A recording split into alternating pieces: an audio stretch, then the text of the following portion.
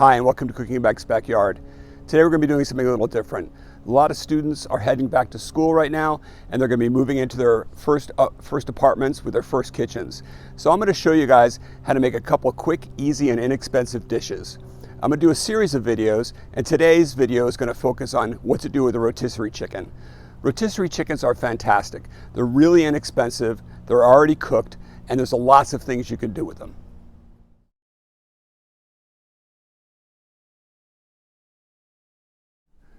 So before we start cooking, let's talk a little bit about spices. You're going to end up with an empty kitchen when you move in, so you're going to have to stock up your spices. So in Cajun cooking and in French cooking, there's something called the Trinity. And what that is 3 chopped vegetables: celery, onions, and green peppers. Now, as far as home cooking goes, I have a different version of the Trinity. Okay, so these are the 3 starting off point that you need to get as far as spices go: salt, pepper, and chopped garlic. With these 3 ingredients, you can make a lot of miracles happen in the kitchen.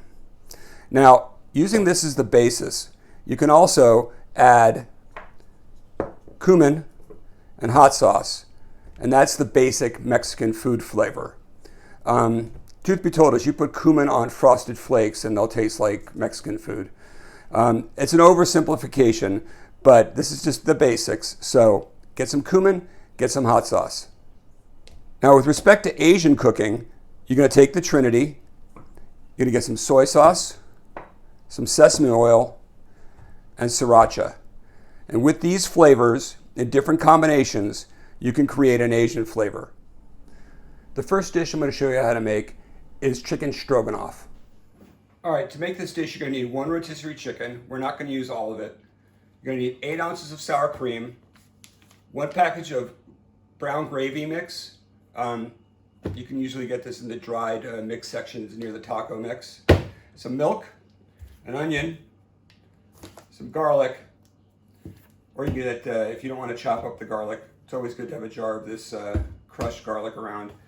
You need some egg noodles and a little bit of olive oil. Since we're only using part of the chicken, realistically, the total cost of this dish is probably about $8 to $10. And as you're going to see, it's going to make quite a bit of food. Okay, so what you got to do is you got to get all the meat off of the chicken. It's actually pretty easy to do. You just break the legs off. What you're going to do is you're going to take off the skin. You're going to put the skin and the bones in a stock pot. And I'll show you what we're going to do with that later.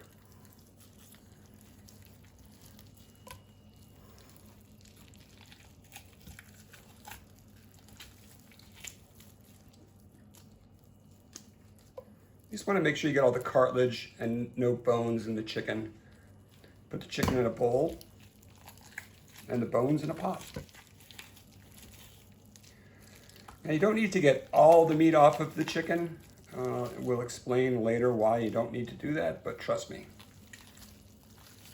Just want to get as much off of it as you can because we're going to use it in this dish and then in the other 2 dishes I'm showing you today.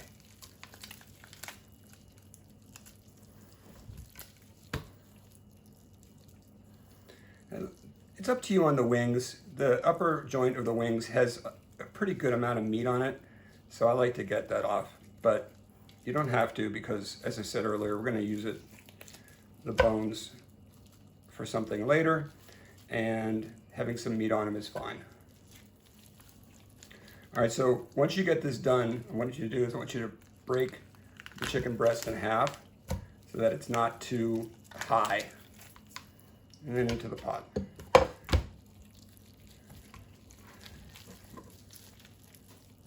On the legs, you just take the thigh and the leg, break that joint off, and then there's tons of meat on the thighs, good amount of meat on the legs. Again, the legs are like that upper part of the wing where you can decide whether or not you want to go to the effort of getting that meat off or not.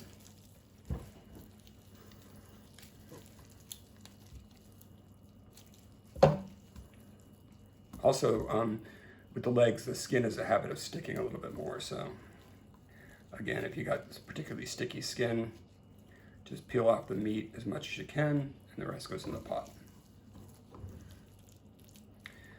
So when you're done, you'll have some debris. Just drag it up and put it in the pot with the bones.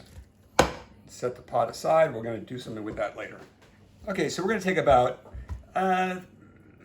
almost half the chicken meat and pull it out of the bowl, leave the other half. We're going to use that for something later. And we just take a knife and we just want to cut this into, fairly good sized pieces, but enough that, maybe enough for a bite. So we're going to cut these in half.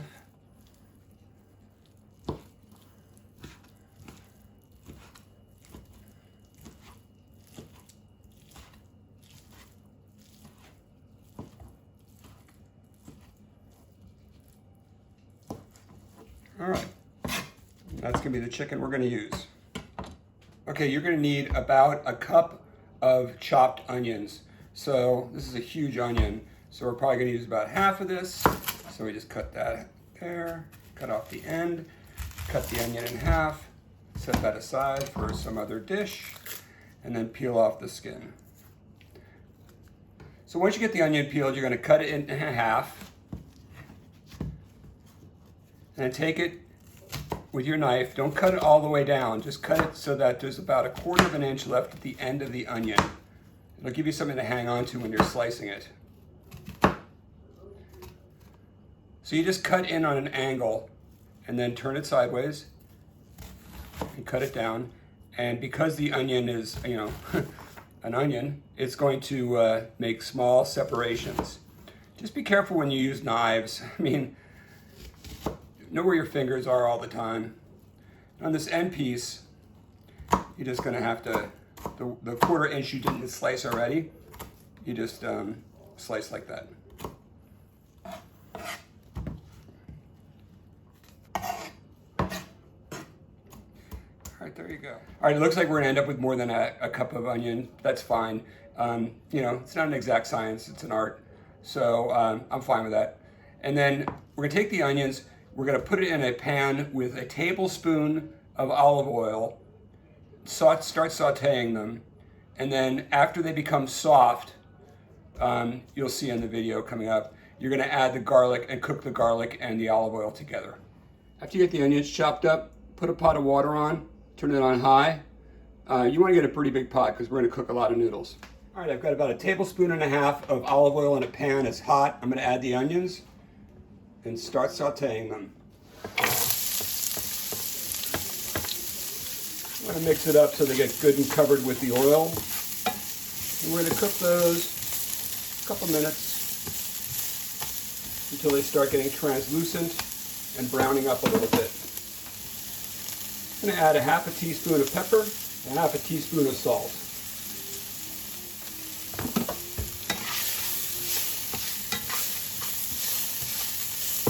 Once the onions start getting translucent, it's also called once the onions start sweating, you're just going to add the garlic.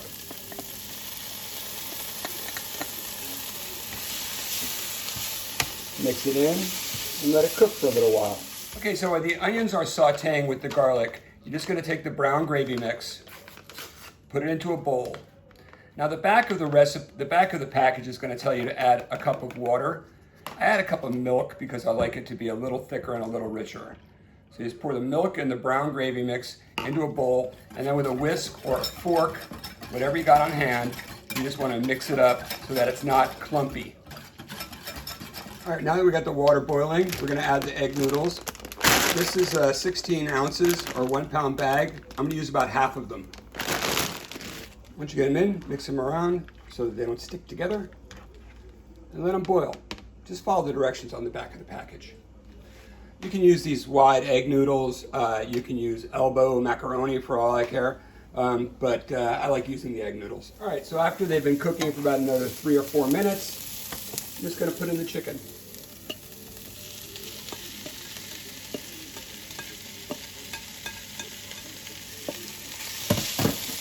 And mix it around.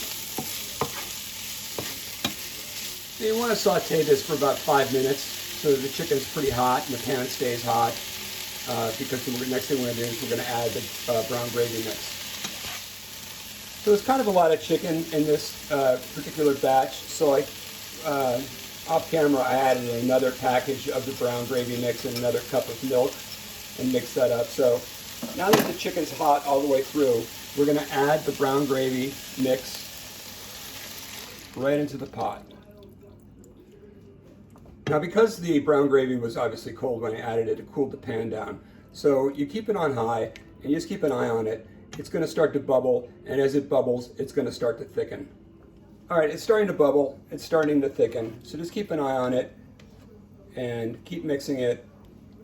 And when it gets to a consistency, we're about halfway there, a little thicker, we'll move to the next step. But just keep mixing it up because the pan may not be heating evenly, so you want to make sure that the sauce is thickening evenly. All right, so once it's about this thick, so you can see as I move it away, it takes a little while for it to pour in, the valley that I make. So when it's about that thick, you're going to add the sour cream. It's 8 ounces of sour cream, and just pour it all right in.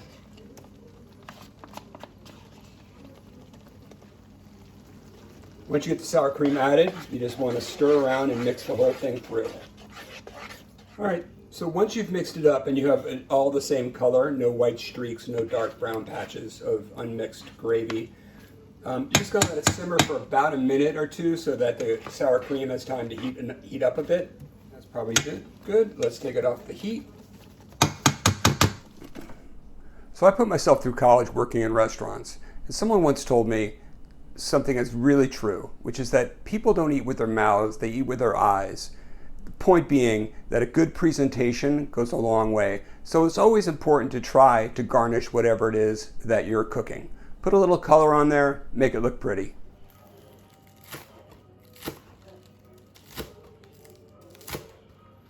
Okay, so once the noodles are done, you put the stroganoff on top. And as I said, it's very important to add a little color. There you go. Chicken stroganoff with noodles. Easy.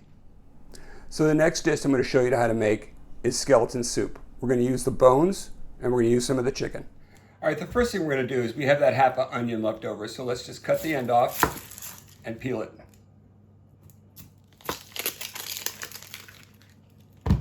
Okay, once you got it peeled, you're just going to take it and cut it into eighths, or sixths, I should say.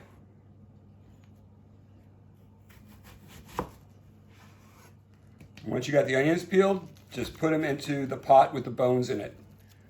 So once you've added the onions to the pot, you're going to put in 2 quarts of water, or 8 cups. There are 4 cups in a quart, so 8 cups make 2 quarts.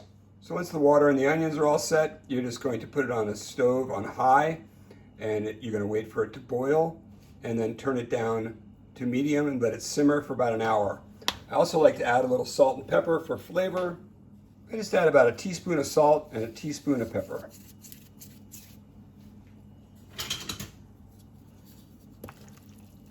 Stir it in a little bit. Make sure the bones are all covered. Put a lid on it and wait for it to boil.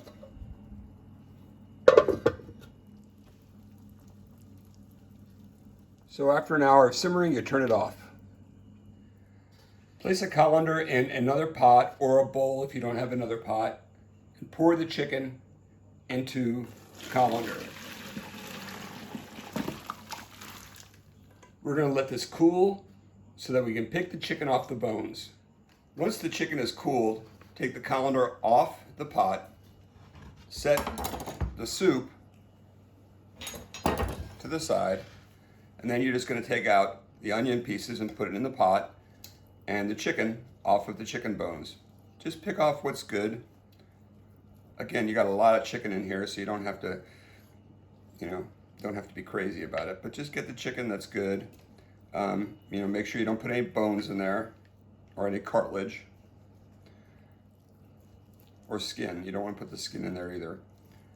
So after you've gotten all the chicken and onions out as much as you can, you just throw the bones away. So this is what's left of the chicken that we plucked from the rotisserie chicken. I've divided it up into 2/3 and 1/3. We're going to use this 1/3 for the next recipe, so just hang on to that. Set it aside or put it in a Ziploc bag. And this chicken here, you just want to cut up again.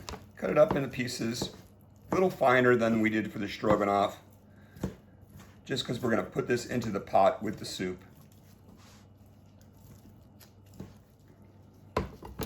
You can break up the bigger pieces a little bit, and when you get this down to a good size, just put it into the pot.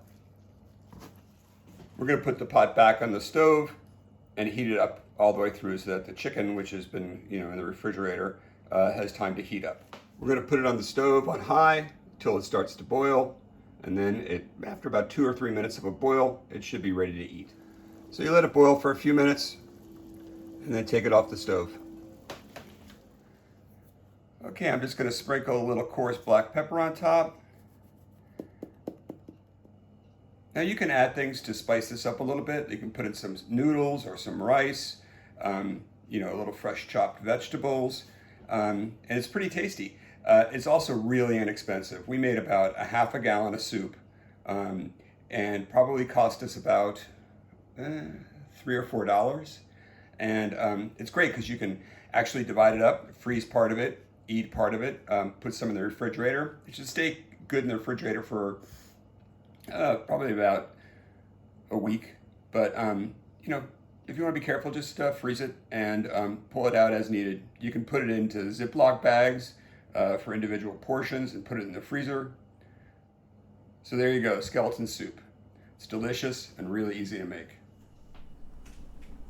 When I was in college, I survived off of pizza and ramen and food that I could get at the restaurants I was working at. But it was a lot of ramen in my life. So I had a housemate, though, who could work magic with ramen, and I'm going to show you a dish that's inspired by her. All right, so to make this dish, you're going to need 2 packages of ramen, some maple syrup, garlic, sriracha, creamy peanut butter, sesame oil, soy sauce, the rest of that chicken from the rotisserie chicken, and 1 package of peanuts.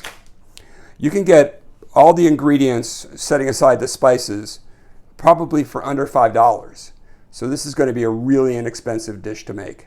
All right, so the first thing we're going to do is we're going to boil the ramen noodles. It doesn't matter how much water you put in there, but you're going to want to make sure you cover the noodles, bring a pot to the boil, and add both packages of noodles.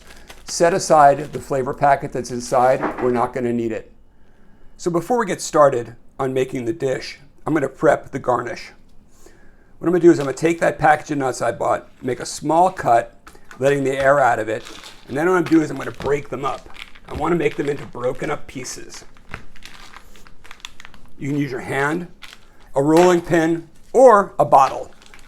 Just roll it back and forth until the nuts are all broken up into tiny pieces.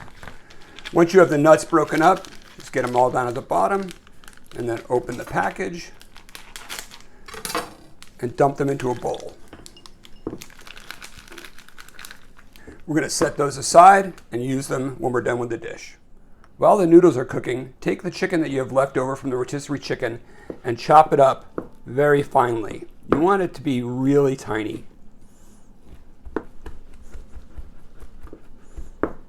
And that looks just about perfect. So while the water is boiling for the ramen noodles, and before you put the ramen noodles in, you're going to take 1/3 cup of peanut butter and put it into a saucepan.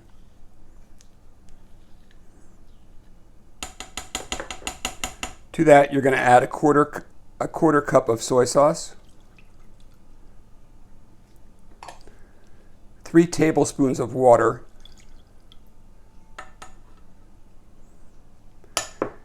half a teaspoon of crushed red peppers. Now, a trick is to save yourself some money is every time you order pizza, ask for extra red peppers, and they'll give you those little packets. Just set them aside and use them as needed. This is 1 packet. It's about a half a teaspoon. Put that right inside. To this, we're going to add 1 tablespoon of sesame oil, 1 teaspoon of crushed garlic, and 1 teaspoon of maple syrup. After you get all the ingredients in there, just mix it around so it's slightly incorporated. And after you get it pretty well mixed up, you're going to put it on the stove at medium heat and heat it up for about 2 or 3 minutes. until it gets to a good simmering boil. You just want to put it on for about a minute, stirring it until it's all incorporated and creamy, and it looks like this. Once the noodles are done, strain them in a colander. You don't have to rinse them, just strain them off and pour them into the pot with the peanut butter sauce. Add the chicken. Then you take a spatula and just stir it around.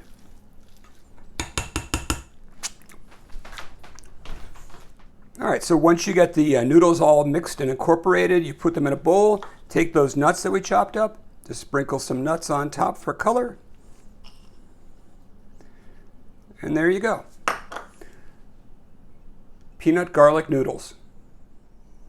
I realized reviewing the footage that I forgot to tell you how much garlic goes in the stroganoff. It's 1 tablespoon of chopped garlic, or about 5 cloves if you're chopping them from the actual bud of garlic.